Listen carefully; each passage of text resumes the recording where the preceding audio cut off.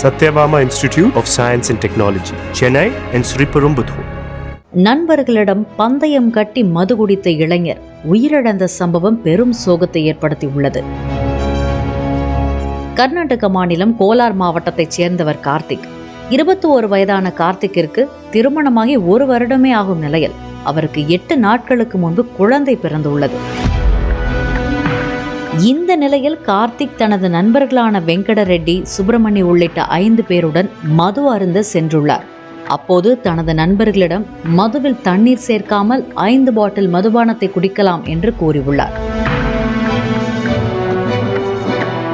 இதை கேட்டு ஆச்சரியமடைந்த நண்பர்கள் அதற்கு சாத்தியமே இல்லை என கூறியிருக்கிறார்கள்.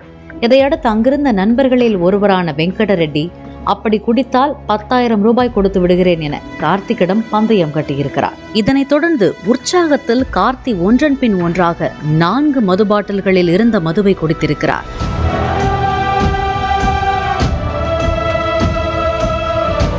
பின்னர் 5வது மது பாட்டிலில் இருந்த மதுவை குடிக்கும் போது கார்த்திக்கின் உடல்நிலை மோசமானதால் அவர் அங்கேயே மயங்கி விழுந்தார்.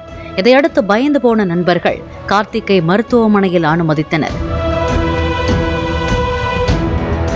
ஆனால் அளவுக்கு மீறி மது குடித்ததால் சிகிச்சை பலனின்றி கார்த்திக் பரிதாபமாக உயிரிழந்தார். பின்னர் இது தொடர்பாக கார்த்திக் நண்பர்களான வெங்கட ரெட்டி, சுப்பிரமணி உள்ளிட்ட 6 பேர் மீது நங்கலி காவல் நிலையத்தில் வழக்கு பதிவு செய்யப்பட்டது. இதில் 2 பேரை கைது செய்த போலீசார் தலைமறைவாக உள்ள மற்றவர்களை தேடி வருகின்றனர். நண்பர்களுடன் மது அருந்த சென்று பந்தயம் கட்டி அதீத மது அருந்தி இளைஞர் உயிரிழந்த சம்பவம் அப்பகுதியில் பெரும் அதிர்ச்சியை ஏற்படுத்தியுள்ளது. Satyabama Institute of Science and Technology, Chennai and Sriperumbudur. Play store மற்றும் ஆப் ஸ்டோரில் இருந்து பாலிமர் செயலியை QR கோடு மூலம் பதிவிறக்கம் செய்யுங்கள். செய்திகளை உடனுக்குடன் பெறுங்கள்.